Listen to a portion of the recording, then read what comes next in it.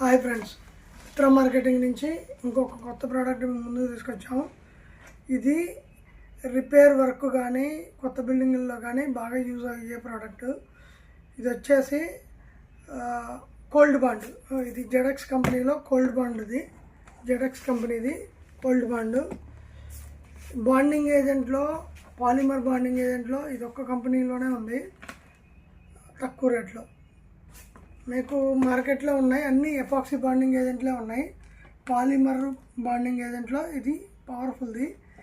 ఇది టైల్స్ వాళ్ళకి పనికొస్తుంది, మార్బుల్ వాళ్ళకి, నెక్స్ట్ వాటర్ ప్రూఫింగ్ వాళ్ళకి, సుతార్ మేస్త్రులకి, కన్స్ట్రక్షన్లో ప్రతి ఒక్క వర్కర్కి ఎక్కువ యూజ్ అయ్యే ప్రోడక్ట్ అనమాట.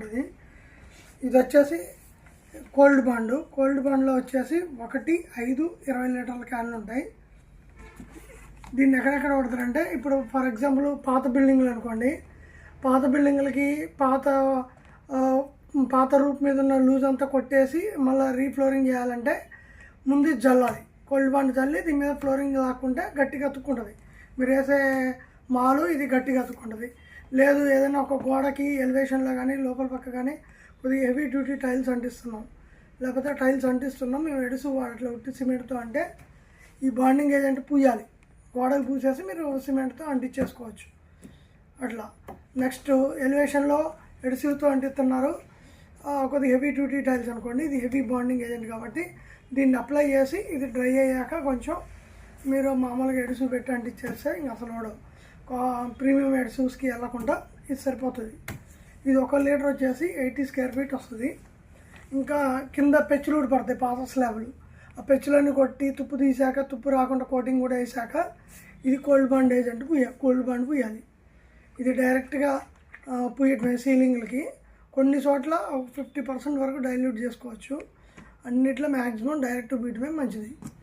నెక్స్ట్ వచ్చేసి ఇది కింద ఆ ప్యాచ్ కొట్టిన వారికి మొత్తానికి బ్రష్తో అడ్డం నిలువు 2 కోట్లు వేసి ప్లాస్టరింగ్ చేసుకుంటే గట్టిగా పట్టుకుంటుంది, మళ్ళీ ఊడిపోకుండా.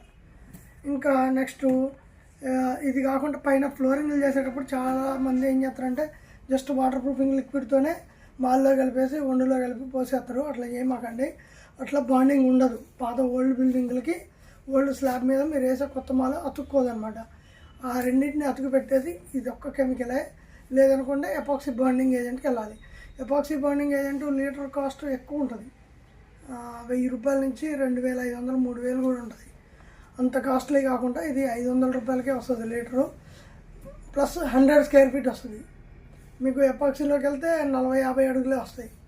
అందుకే దీన్ని ఎక్కువ చాలామంది వాడుతూనే ఉన్నారు ప్రజెంట్గా.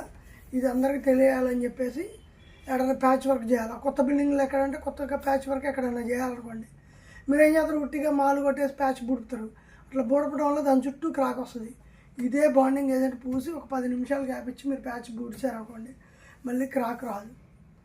ఏమన్నా పైప్ బొక్కలు బుడపాలన్నా, శానిటరీ బొక్కలు బుడపాలన్నా ఈ బాండింగ్ ఏజెంట్ కొత్త బిల్డింగ్లకి బాగా ఉపయోగపడుతుంది.